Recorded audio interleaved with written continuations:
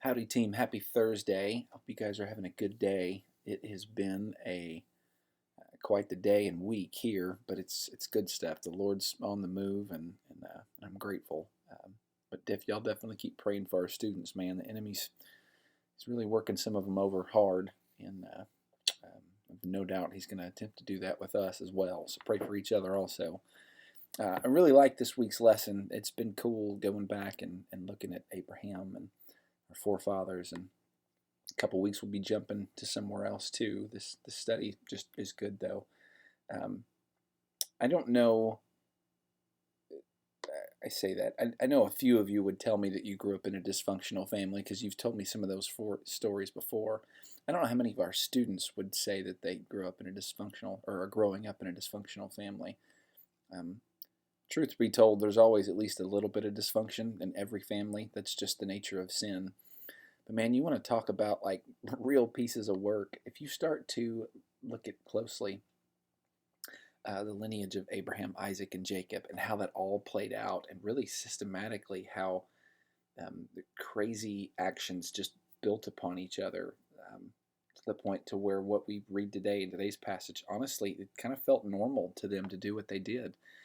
Um, Man, if our students heard nothing else than this on Sunday, it's that even and especially if they are coming from a dysfunctional family and choices are being made around them that they have no control of, the Lord is still very much working and the Lord is still very much in control, and He will be gracious to them.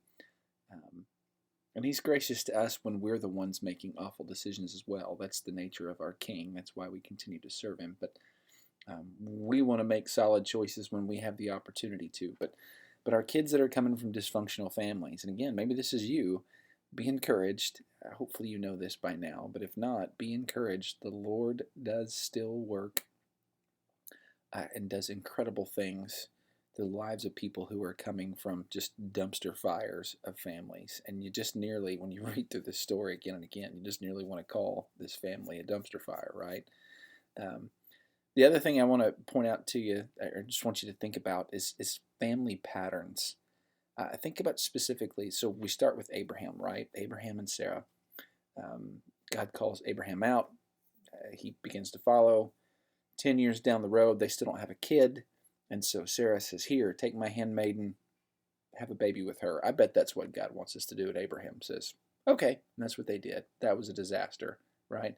They were trying to help God. Well, look, in this particular instance, the Lord had already told Rebekah, hey, I'm going to make Jacob, not Esau, the one that carries my promises.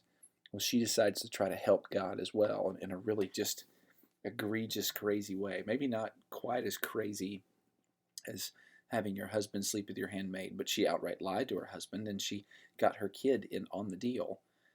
Remember Abraham and Sarah. Abraham was the guy that said, "Hey, like pretend to be my sister so that nobody kills me." Right? He did that twice.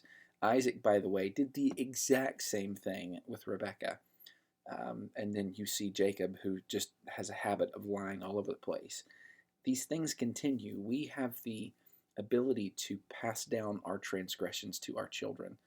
And so be mindful of your own family patterns, but help our students understand like patterns don't have to continue through us, but habits and patterns in our lives really are formed early by the things that we're seeing and the things that we're doing. And so they really do to be mindful of what it is they're doing in their lives. And then the other thing I would point out to them too, and this is maybe basic, but golly, is it so apropos? Um, we have to be so careful to not trade long-term blessings in our lives for temporary pleasure.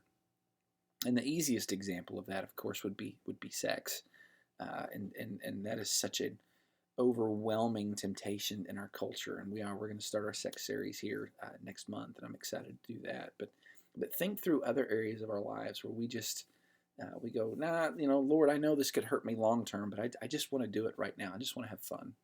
Drugs and alcohol would certainly apply to that, but think through other things. Look, I want to have fun right now. I want to do my own thing right now, and I'm willing to pass off long-term blessings. That's exactly what Esau did when he wrote off his